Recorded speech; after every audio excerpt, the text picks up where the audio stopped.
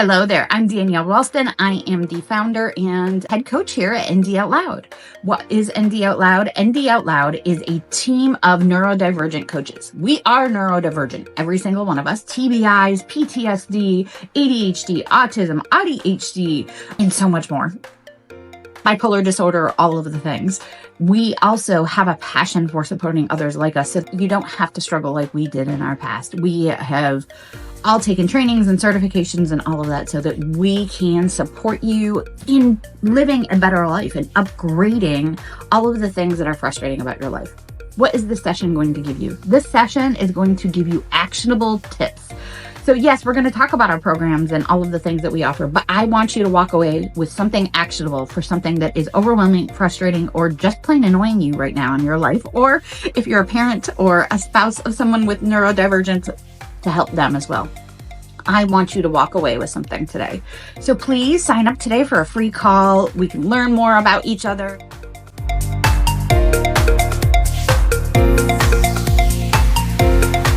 Hello, everyone. This is Danielle and Shaye with ND Out Loud, and we're just chatting. We chat once a week, and people seem to love these chats. So we are here to talk about being ADHD. I'm ADHD, and I'm an ADHD coach in life and health and craziness. I opened a couple more slots up for our Disney trip, and they got purchased. And now I've got 2 people panicking, messaging me, are there any spots left? So I am a sucker, and I'm opening more spots, even though I probably shouldn't. The more the merrier. I mean, I am so excited for this trip, and I'm so excited that we get to do something so fun. Yeah. And one of the people that reached out is a therapist, and she just did a play Disney as play therapy in Disneyland. She just last month. That would be nice to see, like just observe, not even necessarily need to do it to be able to do it for your client. I would just love to watch it. Oh, that would be now. But this woman that she went and did the training with does it every year. So I've saved the webpage, and I think I'm going to be doing that because that just looks amazing. We've had some really cool conversations lately. Like we had a therapist reach out who wants to move into coaching and was looking at coaching certifications and heard through the grapevine that we're opening up a certification program for coaches, specifically in neurodivergence, but holistic neurodivergent coaching versus just life coaching. Yeah. Or just health coaching, and opening up a holistic program. She's like, tell me all about it. I'm like, I haven't even written the webpage. She was like, well, tell me everything you're thinking. And then I have a client she's a professor, and she does sex therapy, and she is a PhD level sex therapist, and they specifically work in the neurodivergent community, and they're going to come in and teach some classes for the certification course. I'm liking this more and more. More and more, some really cool things just going on. And the reason why? Because we do things like this a few times a week. You know, I have to say I am extremely excited for doing the ADHD coaching certification. Yeah, I said that right. Yeah. I'm excited about it. I mean, I've gone back through, somebody was asking me for some of my certifications and all that. So I was sending them I've got like 5. Not just in like one specific area. Like I've got it in health and nutrition, or not health and nutrition, health and fitness, the regular life coaching, and master certification in life coaching, relationship specialist. And I think I have one more. Mental health certification. So like a first responder for mental health. So I have that too. So I'm like all over the place, but it's all works together. And the one that you see the least amount of for the best as far as like helping the community has been for neurodivergence. It really has. I haven't been able to find one that I felt comfortable enough to sign up for and go through their program. So I'm excited about this. I can't wait to be able to do it. Well, I wrote a lot of our sales page today talking to this other therapist. I'm like, well, we're going to be doing this because I knew what we were going to be doing and what we're offering certifications. Right. And we're actually going through a formal CEU process for anybody who happens to be a therapist for the certification program. We're not going to be ICF certified, which is the standard. And I put this in quotation marks, the standard for coaching out there, because, well, there actually is really no standard. There is no governing board over coaching certifications. And All of those things are, they decided they were the standard and they decided that they were going to do that. So, Oh, yeah, it's really not, there is no governing board. There is no governing board. okay. And Okay. we are handling things very differently, both through professional development certifications and through having almost everything is going to be taught by either a master's level therapist, special education, behavioral modification specialists, PhD. We've got now 5 PhDs teaching some of these courses. Well, That's awesome. okay, let me say 4 and a quarter or a half by that time, because I'm not done yet.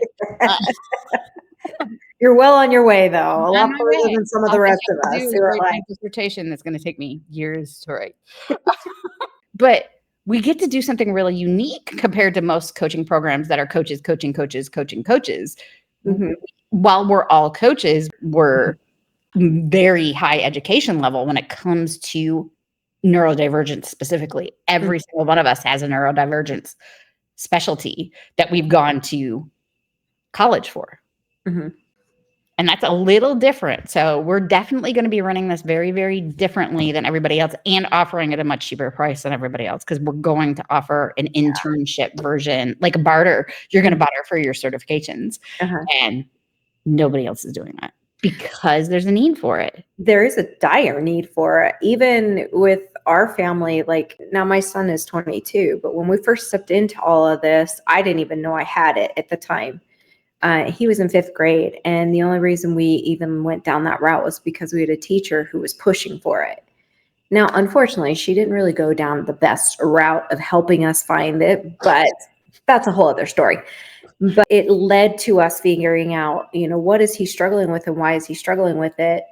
But I had no idea how to handle it, no idea what I'm doing with it. And he and I were like this all the time. And, as the years go by and you learn more things, I found out that it was because I had it too. And I was trying to help him create his processes and getting stuff done the way I do it, instead of looking at how does he do it? How does he work through it? What's his process in his mind? Like, how does he get stuff done? Does he need it all written out in a list? Does he need one at a time? Does he need it verbal? Does he need it, there's so many different aspects. But what I think I find so fascinating is it's not a one size fits all. But when you say I have ADHD, everybody assumes like you are pinging off the walls like a ping pong ball. But that's really not how it is. I mean, you see that more with, young boys than you do with girls. But that's Well, not the norm. girls are usually extremely high achieving in school. They're usually gifted to talented level school wise, academically. And they don't necessarily have issues of getting stuff in because they're along that route, but all of it's internal.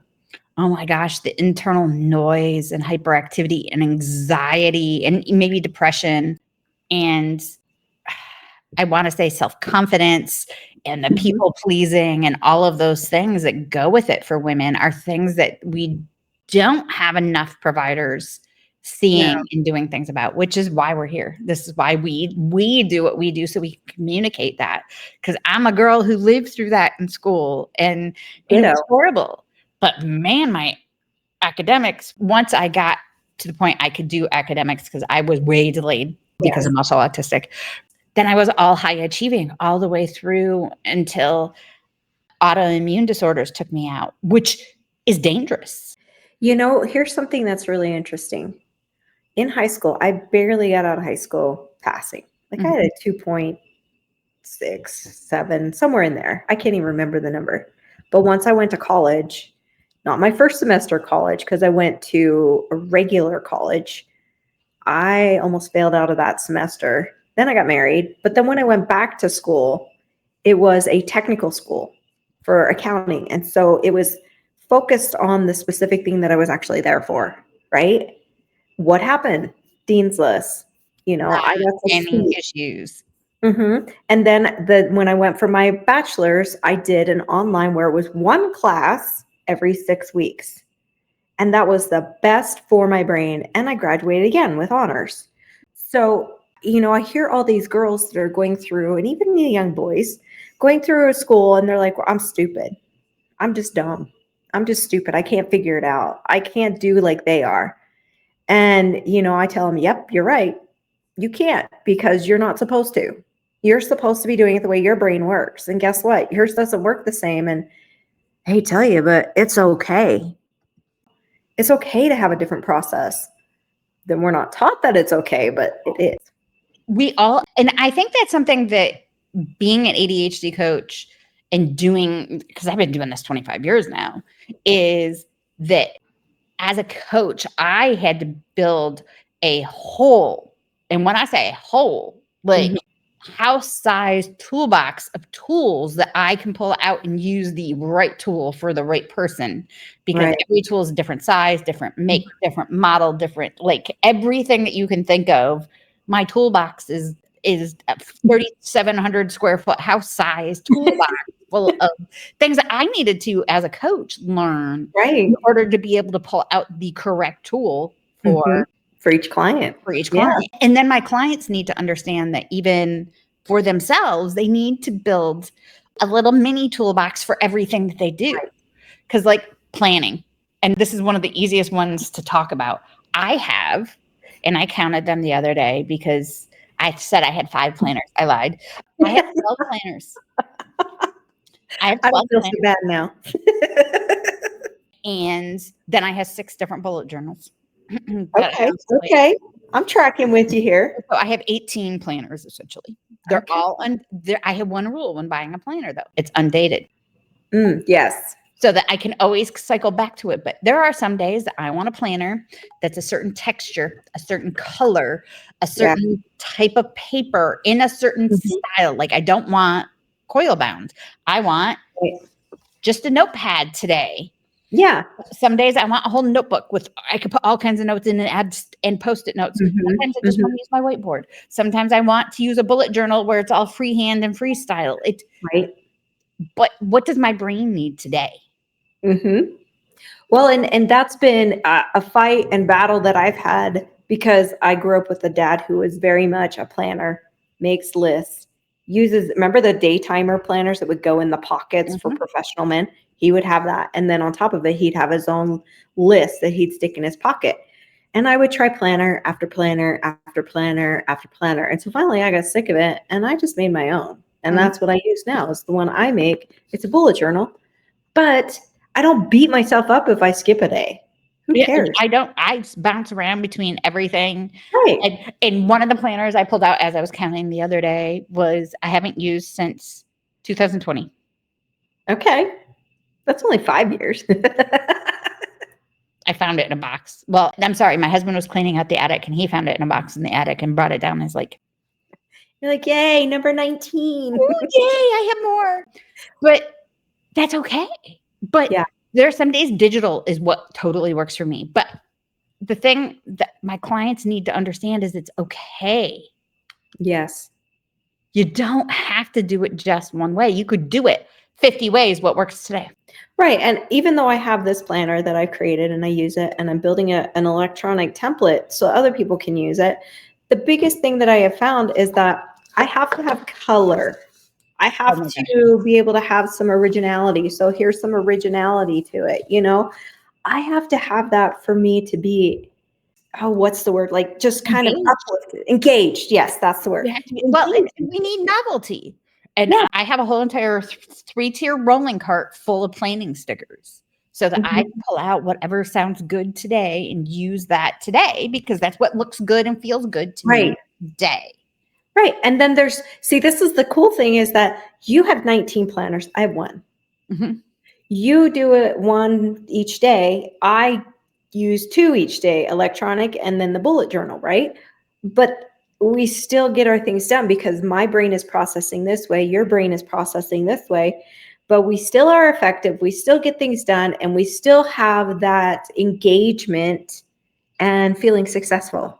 Yeah. So like I've used it. I did it. And I celebrate it. And we had goal setting calls on Monday morning at 9 a.m. Central. We have goal setting calls for our group program. And everybody got on us and said, what did you accomplish last week? What last week? And nobody could answer. Well, I just wrote down everything I didn't get done.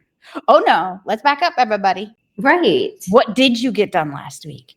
And then everybody just lit up. And today has been an easier day because they found their wins first. And you know what? We forget that those small ones are big wins. They really are. Those small wins that we have each day that we just kind of shush aside because we just think, oh, that's no big deal. And for some people, it is a big deal. Some people need to make a list, get up, make my bed, brush my teeth, get a shower. And then there's some of us that have that structured routine that we just automatically go through it. But both of us should be celebrating that we got it done. But we minimize it in our head and we think, oh, that's just something, we just throw it aside. I've been exercising 6 to 7 days a week, every week for years. So when I get that done and somebody's like, yeah, you got it done, I'm like, it's just part of my routine.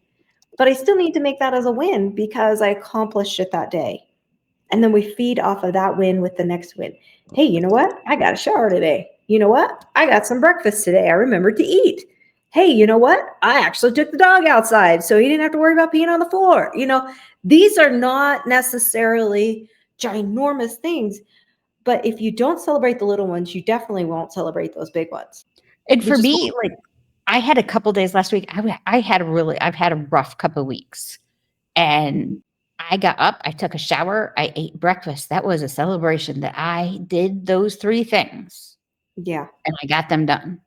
And then other days I have a checklist that I got 10,000 things done in a day. And my team knows when that happens and I drive them insane. And we're like, look out, here come all the messages. So I don't remember who said it to me the other day. It was somebody. It may have been my brother. Good thing you have an autoimmune disease because you would be insane otherwise. I think it was him. To remember. It probably was my brother because you know what? Those days are not every day, and it's a good thing. I have like one of those every 3 or 4 months. I don't like have them very often. But that's how we think. That's how we go through our process in our system of getting things done. That's why we can be successful. And I feel so sad when somebody's like, well, I have ADHD or I have autism or AUDHD and I can't get this. I can't get there. I can't ever be successful. Let me tell you something. That is not true. You can totally be successful. Right now, I'm working with somebody who has ADHD too in a business type stuff. And you know what? It makes it so much more fun. Find your buddy. Find your person. Find your community. And I always come back to this because it's so important and it's such a big focus to understand that having community to complete things as a neurodivergent, and I don't care if you're ADHD, autistic, bipolar disorder, whatever it is, anybody on a neurodivergent spectrum, learning disability only, whatever it is, or if you have autoimmune issues, which doesn't necessarily make you neurodivergent, though I think 97% of people with autoimmune disorders are. I did not know that. Thank you for sharing. People with TBIs all find that a intimate, supportive community and things like body doubling and things like group coaching over one-on-one coaching. Now, there is absolutely a place for one-on-one coaching. I have a one-on-one coach, but group coaching, even I learn from when we have group coaching calls. Yep. Every time I learn from other people who may not be ADHD coaches, they're just living a life and this is how they do things. And it's different than how I've ever thought about it. And now I have a new tool to add to the massive toolbox. But having community, body doubling, and all of that accountability and stuff is a huge piece of building structure and accountability and all of those things that we need in life.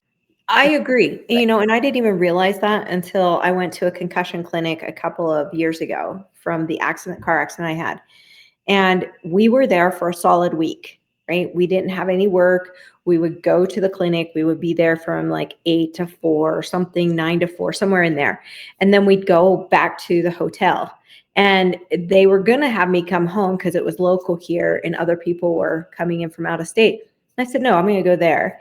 And it was interesting that we spent that whole week together. We didn't have to explain to each other why we were behaving the way we were. We didn't have to explain to anybody why we couldn't remember words. We didn't have to explain to anybody why we were feeling the way we were feeling, the headaches, the light sensitivity, all of that. And I found myself on Friday. So we started Monday and we went to Friday. I found myself on Friday in tears that I was leaving. And I'm like, why am I feeling so sad and so bad? And then I realized, for the first time in like 2 years from my accident, I had a place where I didn't feel like I had to justify, rationalize, or explain myself. And it felt so good, but it also felt so sad that I was now going back to my life, basically. And then it would have to start all over again, explaining, justifying, like, I can't be around a lot of noise. Well, why? It's just, like something like, it's just church. Well, yes, it's church, but the lights are bright, the music is loud, the kids are, making noise, and it's not bad stuff. It's just, for me and my brain, it didn't go well. And it's the same with people with dealing with neurodivergence. They feel like they have to explain themselves, put the mask on, fit in, all of that stuff. And it's exhausting.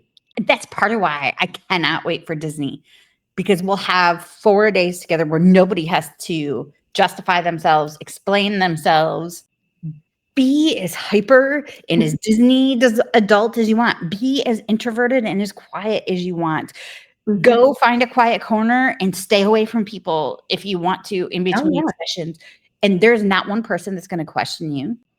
Right. Or think you're weird. Okay, so people may still think I'm weird, but well, you'll probably get a few side-eye glances, but you know what?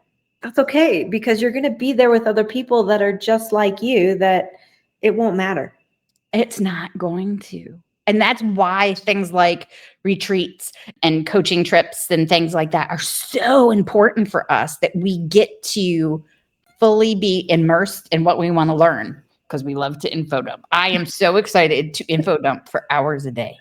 I love to info I'll dump. just be your sponge. You info dump on me, I'll just be your sponge. I'll soak it all in. Love to info dump. I love to learn so that I can info dump. So, and I just so you know, I'm rewriting my Disney science things, because there was a new thing that I got an email about how they're incorporating something else. And now I get to add to my whole training and stuff.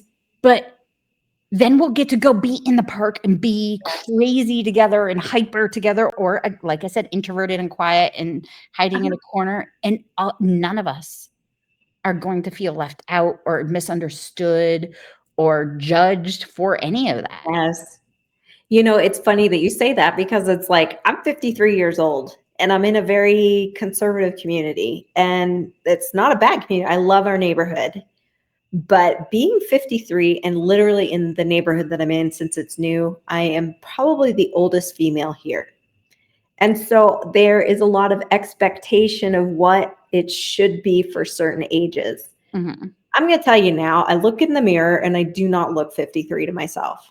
Like, to me, mentally, I'm like, I think I'm going to be 15 today, or I'm really having a grumpy day. I think I'm going to have my toddler syndrome, be a little bit of a toddler. And no, I don't want to. And that's okay. Yeah. Again, I can accept each piece of where I am and what I am as it comes, depending on the day. Right. And, I run through the house with this little guy, and I literally chase him through the house like little kids do. Right. And nobody would expect that from a 53-year-old, but that's so fun. Mm-hmm. It actually gets me excited, and doing new things and learning new stuff. It's like it fills some type of adrenaline within me to keep me going and keep me doing and keep me excited. And, I think it's that I finally figured out I don't really care what other people think or what they say. That's their opinion. I have no control over it. I have no control over what they're going to do or think. And that's okay. I don't have to mask it. It's not that you just don't have to mask. You can take yourself and allow, it's not just masking, it's the finding the fun in yourself. Yes. And if you act like a 2-year-old, who cares? Right? If you're walking down the street and you jump on a longboard and go longboarding down the street, who cares? Right. And Tara says 10,000%. Yes, absolutely. We get to be ourselves.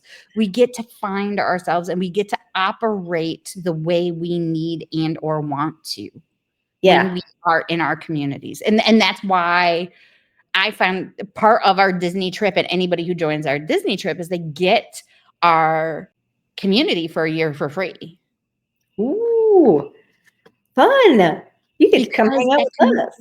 That community piece is so important. Yes. Yep. It is so important. We have lost that over the decades. Yeah. And I've talked about this so many times. In Europe, in other cultures, they have their third space. And the third space is family or friends. And it's the cafes and the courtyards that you hang out in the Middle East or in Italy or in France. People go and sit on the sidewalks and talk to each other, no matter what the weather is. And they meet and they hang out and they congregate together. Where here in the US, we go to work, we go home, we stay isolated, we don't do the thing. We may have a few friends that we only get together with, especially once you start having kids, once every 6 months, if you're lucky, going out and doing those things. But it's not big family get-togethers every single week. Is not a thing for many families anymore. We actually have a neighbor who moved into our neighborhood, and she's from Austria. And she is outside with her son and her 3 dogs every day, unless the weather is like it's pouring or it's snowing. She is outside every day, and she just lives a couple houses down from me.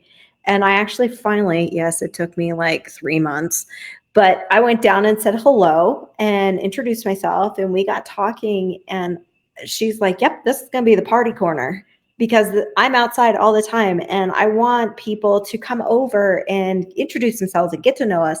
And I said, well, that's good because when it starts getting warm, we're dragging a barbecue over to the park, which is a house down from her. And we're going to have a neighborhood barbecue because I need people.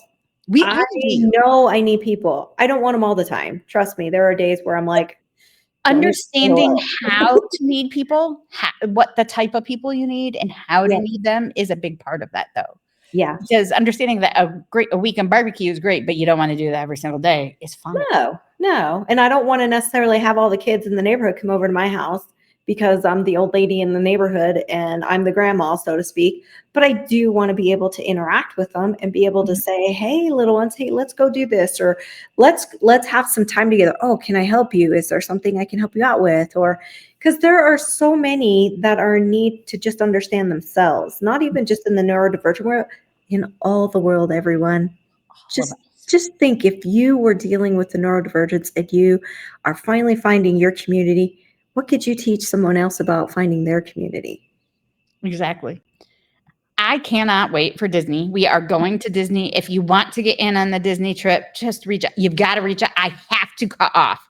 I have to cut this off on Thursday. Reach out fast. I'm not opening any more slots, I swear. And Rain and everybody hold me to this because we are not doing any more after Thursday. But if you do want to come with us, we do have, of course, it is a professional development retreat. We are going to be doing training, but then we're going to go have fun in Disney. And I'm going to show you how to use Disney World in real life. If you're a teacher, if you're a therapist, if you're a parent with neurodivergent kids, or you're neurodivergent yourself, I'm going to teach you how to use all of the aspects of Disney World in real life, because you can take Disney home with you and not just Mickey ears and t-shirts. You can take the vibe and the dopamine and the neuroepinephrine and all of that home with you. And I'm going to show you how to do that. So I look forward to that. Cannot wait. If you have questions, if you need support, if you're feeling lonely, reach out to us. We're always here. And when I say we're always here, there's one of us online 24/7 around here at ND Loud. So message us and let us know how we can help. Have an amazing day. Thank you for joining us, Tara, and anybody else who is watching.